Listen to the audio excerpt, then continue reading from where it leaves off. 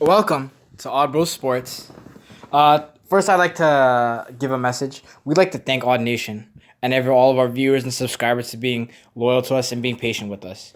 We're waiting on our camera right now, and due to the pandemic, the shipping times have been delayed. So instead of just continuing to wait for the camera and other microphones to start recording again, we're just gonna keep on putting out the way we've been doing it.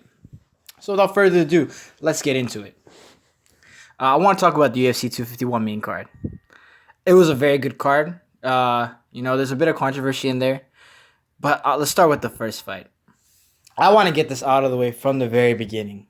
I'm not a racist. I'm not a sexist. But there's no reason why Paige Van Zandt should be in the UFC. Her and Sage Northcutt are the exact same person except just a different gender. They're two good-looking white people that can fight on a regional level, but definitely not at the UFC level. Definitely not on like a high-class, world-class level. Like now look at Sage Northcutt. He just got knocked out in the 1FC. Paige Van Zandt, she loses all of the fights against like people that are legitimate fighters. She lost to Watterson. She lost to Rose Namajunas. She just loses to everybody of consequence. She's like a gatekeeper's gatekeeper. There's no reason for her to be in the UFC. The only reason why they keep her around for so long is because she's a fine white chick. And who doesn't like watching a fine white chick beat up other people? But the one issue with that formula is she can't fight.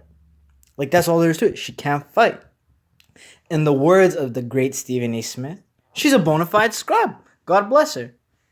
But that's neither here nor there. It was an outstanding submission win for Rebus. I don't want to take anything away from her. I wish her all the best, and I wish her continued success going forward. And now let's get into the real fights of the card.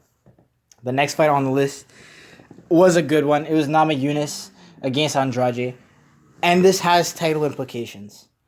So, in the first two rounds, Rose Namajunas was piecing her up at range with the straight shots. She was evading those shots like from Andrade by like the skin of her teeth, by just a hair's breadth. She would slip away, she would step back, she'd use her footwork, and she was just getting out of the way. But towards like the last third of the second round, going to the third round, Andrade started to landing, and she started showing that urgency. And then going to the third round, she started putting it on her, and it made me think like, oh man, if this was a 5-round fight, if this was a championship fight, I don't know if Namajunas wins. I don't know if she even makes it to the bell. Because Andrade really started getting to her. She literally broke her face open. And, I don't wish anything bad upon anyone, but we don't really know how good Rose Namajunas is mentally now. So going into those championships rounds, how would she feel, right? How would she go under the pressure? Would she shine? Would she be like charcoal under pressure and become a diamond? Or would she wilt? And we don't know that. But because she won this fight, I have no doubt that she's going to fight Zhang Wei Li for the title. And I don't know. I don't know if she can handle that task. I feel like Zhang Wei Li is just a different animal in that weight class. I don't see anyone beating her. But, I'm wrong. I could be wrong. But I don't see Rose Namajunas pulling it off. But, who knows? There have been more shocking things. Like, she beat Johanna Jędrzejczyk. No one expected that she would. So I'll give her that. Andrade, where does she go next? Does she move up in weight? Or does she still stay at this weight class? I feel like if she did move up in weight, maybe she'd be like more active during her fights because the weight class would take less out of her. But who knows? The power will definitely carry. Regardless of what weight class she's in, she's a problem for any woman. So, we'll just gotta continue to monitor that. The next fight, Petr Yan versus Aldo. This was really the tale of two halves. The first round, Aldo was piecing him up, gave him the leg kicks, dropped him towards the end of the round. Yan got the takedown, started beating him up on the ground, got a shot to the solar plexus to the liver, and had Aldo in legitimate pain, had him in agony. But Aldo recovered for the second round, came back again, won the second round. Third round was close. Third round, however you want to give it, you could give it. But I guess Petr Yan is like, nah, I don't want this going to the judge's decision. I don't want it to be like that. And he kept his word. Before the fight, he's like, yeah, I'm going to crush him and then I'm going to knock him out. He might have not knocked him out cold or knocked him out clean, but he definitely stopped him. He was beating him up. Aldo pretty much gave up. You've seen him on the mat in like a downward dog position. with his hands covering the side of his head, but he wasn't doing anything really. He wasn't really just trying to. He was just trying to like give up without giving up. He didn't want to tap. His corner didn't want to throw in the towel for some reason. The referee wasn't stopping the fight. Telling him to work out of it.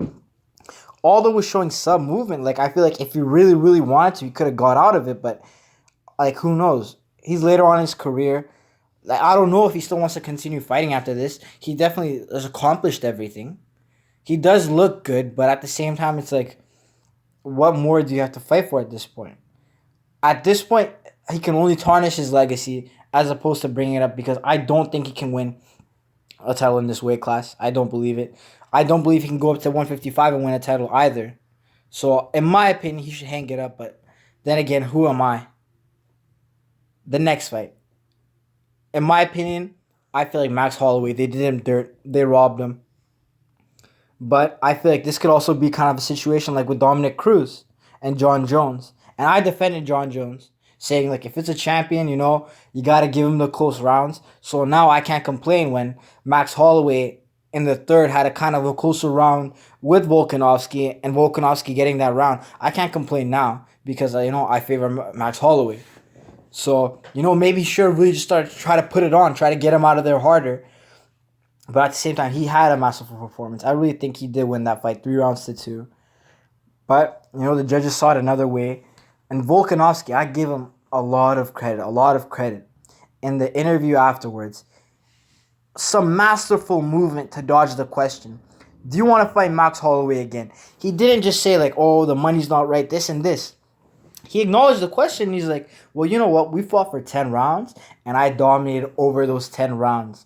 And yeah, like, obviously he's going to win a couple rounds here or there, but I showed enough to win. I want to go see the other champions now.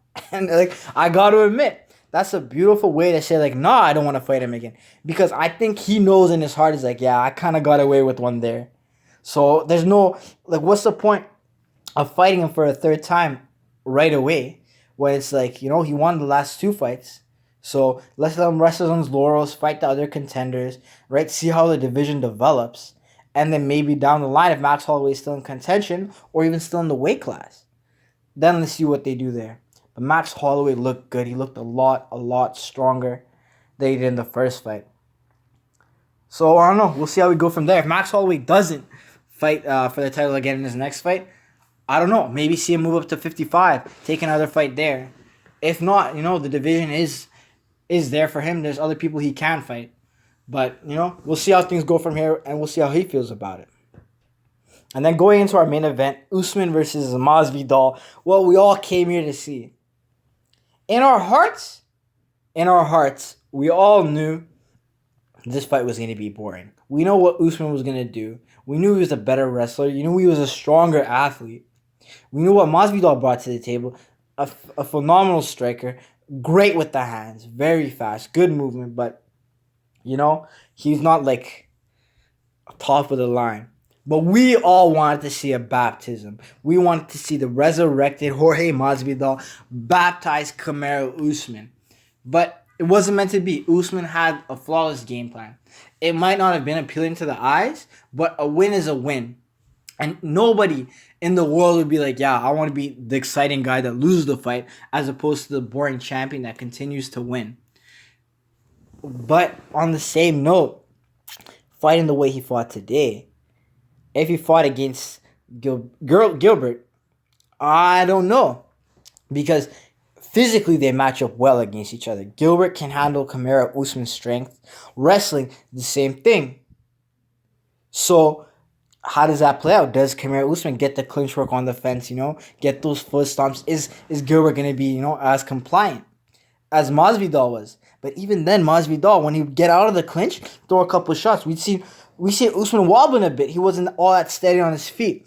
Whether he was hurt, whether his footwork was subpar and he just got caught off balance, we won't know. But I really thought Masvidal had a chance. He had some moments there, but, he couldn't make anything of it.